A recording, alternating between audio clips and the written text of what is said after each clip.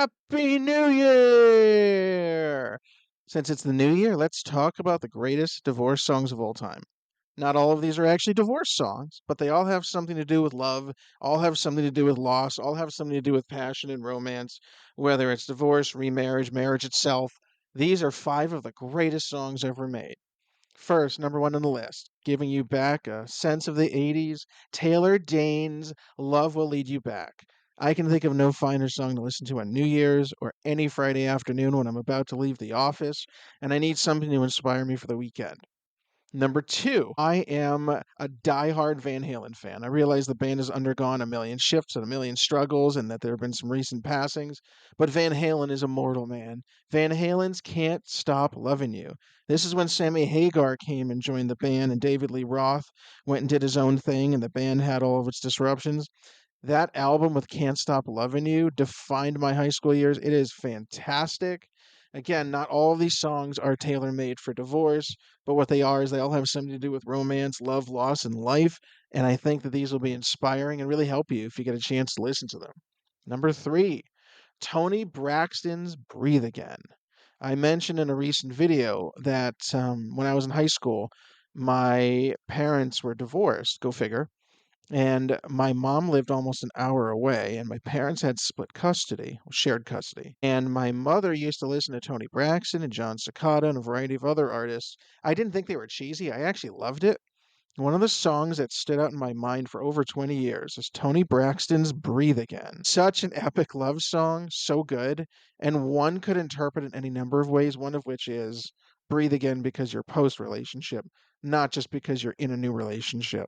There's something to be said for that. That not everybody that gets a divorce regrets it or has a sense of loss. Some people needed it.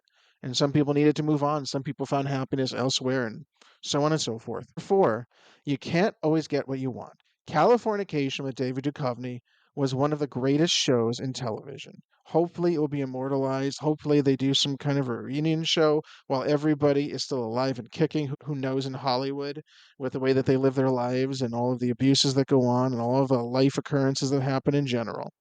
But the Rolling Stones is you can't always get what you want.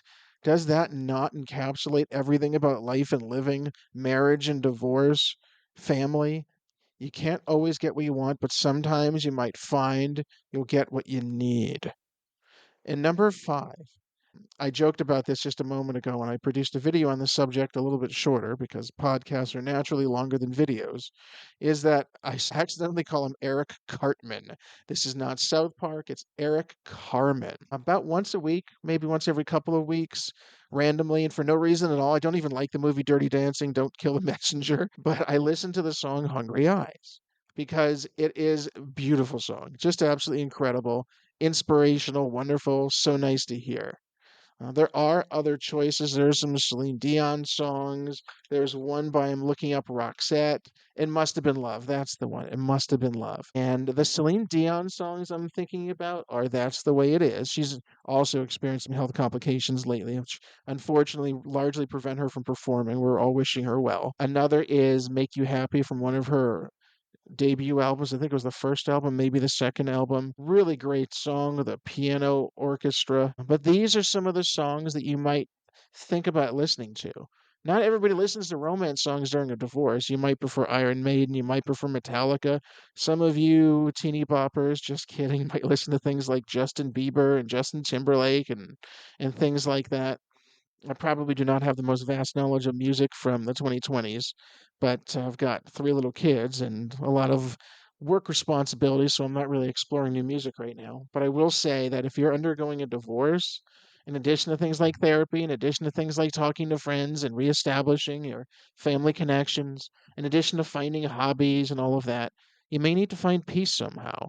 You may need to find some comfort, a little inspiration, a little something to invigorate your soul, as it were.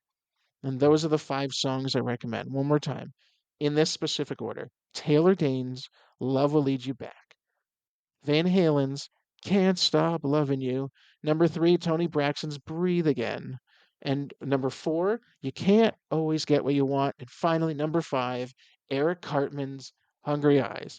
And if any of you are fans of the movie Dirty Dancing or just fans of the 80s and 90s music and when they used to produce songs that had actual words in them and beautiful rhythms and melodies and were perfectly orchestrated, I hope you'll enjoy. I hope we'll give you a little peace, a little comfort during your time of need. Thanks, everyone.